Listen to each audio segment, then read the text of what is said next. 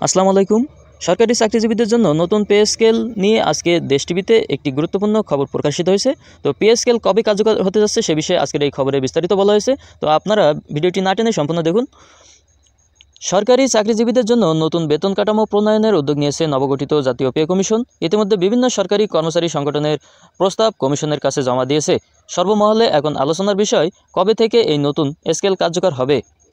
নির্ভরযোগ্য সূত্র ও সরকারের অর্থনৈতিক উপদেষ্টাদের মতে নতুন বেতন কাঠামো আগামী বছরের শুরুতেই অর্থাৎ জানুয়ারি 2026 থেকে কার্যকর হওয়ার প্রবল সম্ভাবনা রয়েছে। জাতীয় বেতন কমিশন ডিসেম্বর মাসের মধ্যেই সরকারের কাছে তাদের চূড়ান্ত সুপারিশ জমা দিতে চায়।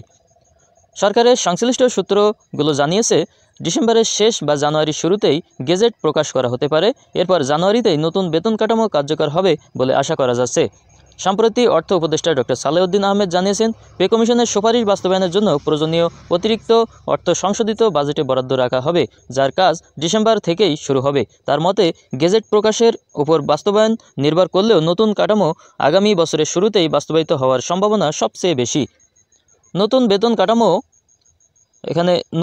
কাঠামো বৃদ্ধির হার নিয়ে সরকারি কর্মচারীদের মধ্যে সবচেয়ে বেশি আগ্রহ ও আলোচনা তৈরি হয়েছে। শিক্ষা উপদেষ্টা অধ্যাপক সিআর আবরার ইঙ্গিত দিয়েছেন, নতুন বেতন কাঠামোয় বেতন 50 থেকে 70% পর্যন্ত এবং কিছু ক্ষেত্রে 100% পর্যন্ত বাড়তে পারে। সরকারি কর্মচারী কল্যাণ ফেডারেশনের দাবি করেছে, আগামী 5 বছরের মূল্যস্ফীতি বিবেচনায় সর্বনিম্ন বেতন 35,000 টাকা নির্ধারণ করা হোক।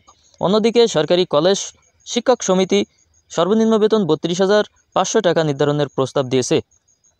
প্রশাসনিক ও অর্থনৈতিক দিক থেকে দ্রুত এই পে স্কেল বাস্তবায়নের দিকে সরকার গুরুত্ব দিচ্ছে। পাশাপাশি সরকারি কর্মচারীদের দক্ষতা ও জবাবদিহিতা বাড়াতে জিপিএমএস নামে নতুন কর্মমূল্যায়ন ব্যবস্থা চালু করার প্রস্তুতিও চলছে।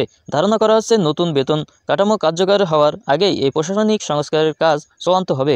সব মিলিয়ে প্রায় 15 লাখ সরকারি কর্মচারী এখন অপেক্ষায় আছেন ডিসেম্বর মাসে কমিশনের রিপোর্ট জমা ও জানুয়ারিতে গেজেট প্রকাশের জন্য।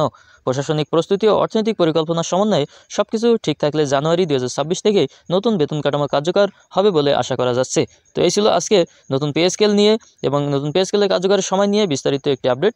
তো পরবর্তী আপডেট পেতে অবশ্যই আমাদের চ্যানেলটি সাবস্ক্রাইব করে রাখবেন আর লাইক দিয়ে কমেন্ট করে অবশ্যই মতামত জানাবেন। ধন্যবাদ সকলকে।